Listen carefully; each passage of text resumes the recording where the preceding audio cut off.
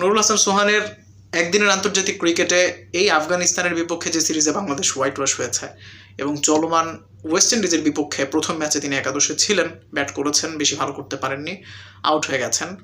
এই 4টা ম্যাচ খেলার আগে তার এভারেজ ছিল 80+ এবং বর্তমানে তার average after playing this 4 games তার এখন এভারেজ বোধ হয় 35+ বা 35-এর নিচে।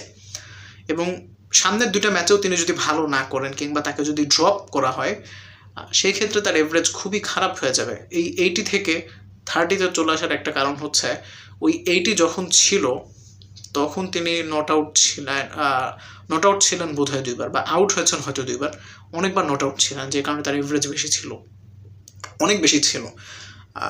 আনবিলিভেবল একটা এভারেজ বলে না, প্রতি ম্যাচে তিনি 80 হিসেবে রান করেন। এটা আসলে তার ওই যে নট আউট থাকার কারণে হয়েছে।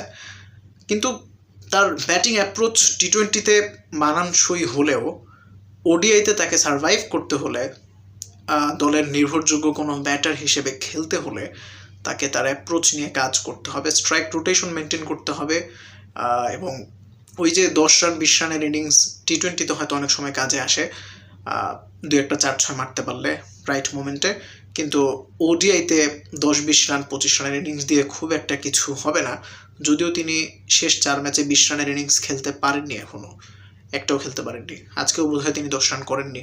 তো তাকে আসলে বুঝতে হবে ফরম্যাটের ডিফারেন্সটা ভালো মতো আইডেন্টিফাই করে নিজের দুর্বলতার জায়গাগুলো নিয়ে কাজ করতে হবে, তাহলে হয়তো তিনি ওডিআইতে কিপার হিসেবে হয়তো থেকে যেতে পারবেন।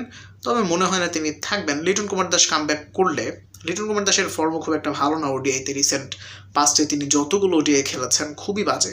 কিন্তু ওই যে বললাম না, বাংলাদেশে বলিনি, এখন বললাম আর কি, যে বাংলাদেশে আপনার কম্পিটিশন নাই, কম্পিটিটর নাই আপনার, মানে আপনার কম্পিটিটর যে প্লেয়ার থাকবে, যেমন লিটনের কম্পিটিটর কে হতে পারে, কিপার কোনো ব্যাটারই তো হবে, সেই জায়গাটাতে কম্পিটিশন দেওয়ার মতো কোনো প্লেয়ার না থাকাতেই ওই লিটন কুমার দাসকে আবার আপনাকে ব্যাক করাতে হবে, যেমনটা সৌম্য সরকারকে আপনারা করিয়েছেন।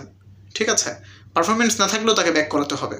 যে কোনো একটা প্লেয়ারকে আপনি যখন বাদ দিবেন বাজে পারফরমেন্সের কারণে, ওই পজিশনে ভালো করার মতো প্লেয়ার খুব একটা আসে না, বা আসলেও আমরা সময় দিই না, একটু খারাপ করলে আবার তাকে বাদ দিয়ে দিই, তাকে যাকে বাদ দিয়ে আনা হয়েছে তাকে আবার নিয়ে আসি, আবার সে খারাপ করলে তাকে বাদ দিয়ে আবার কয়েকদিন আগে যাকে বাদ দিয়েছিলাম তাকে নিয়ে আসা হয়। এই হচ্ছে আমাদের সিস্টেম। ভালো কম্পিটিশন থাকলে হয়তো আমাদের ক্রিকেটের এই অবস্থা হতো না। বোধ করে আমাদের ক্রিকেট বোদ্ধা কিংবা যারা ক্রিকেট নিয়ে কাজ করছেন তাদের শুভ বুদ্ধির উদয় হবে। Thanks for watching this long video.